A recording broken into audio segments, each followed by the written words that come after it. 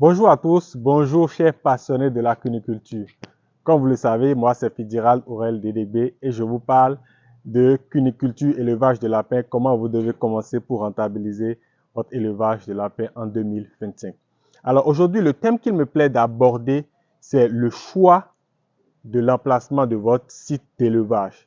Vous savez, votre projet d'élevage de lapins commence par le choix du site. Si vous ne choisissez pas un bon site, cela va vous demander plus de ressources pour le mettre aux normes et cela ralentit votre progression vers la rentabilité. Donc, si vous devez commencer, l'idéal serait de commencer en faisant de la bonne manière, en vous basant sur les bons critères. Alors, le premier critère que vous devez considérer quand vous voulez choisir votre site d'élevage, c'est que vous devez bien choisir la zone. Vous devez veiller à ce que ça ne soit pas une zone inondable. Pourquoi? Parce que si vous choisissez une zone qui est inondable, vous allez beau installer vos bâtiments, vous allez beau construire les fosses. En saison pluvieuse, ces fosses qui sont censées retenir les urines, qui sont censées retenir les dégestions, eh bien, ces fosses seront inondées.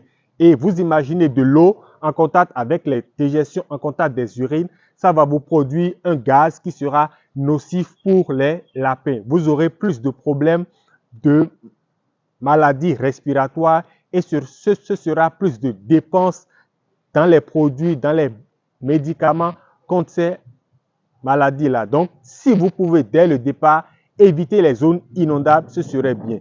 Donc, priorisez les zones qui ne sont pas inondables, privilégiez les zones qui sont bien drainées et aussi choisissez la zone en fonction de sa proximité également avec les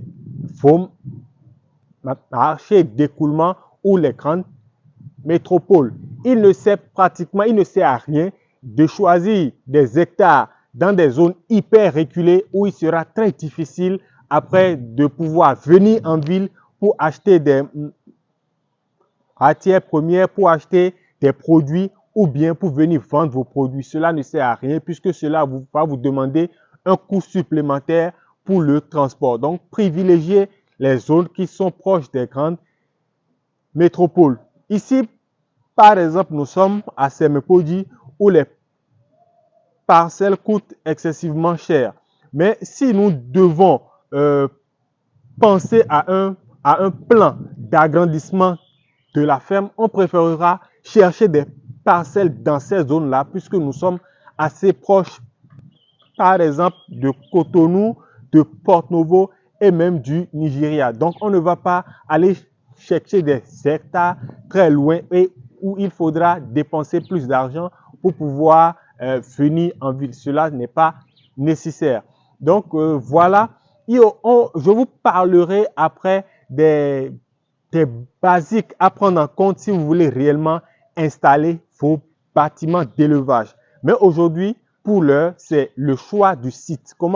Sur quels critères vous devez vous baser pour choisir un bon site. Puisque en général, il y a des clients qui m'appellent, allons, je veux acheter un domaine, s'il vous plaît, venez voir si c'est bon, si c'est adéquat. Évidemment, cela a un coût pour que je me déplace pour aller voir votre site. Mais si déjà vous pouvez prendre en compte ces critères que je viens de vous donner, ça va vous faciliter la tâche et on irait beaucoup plus vite.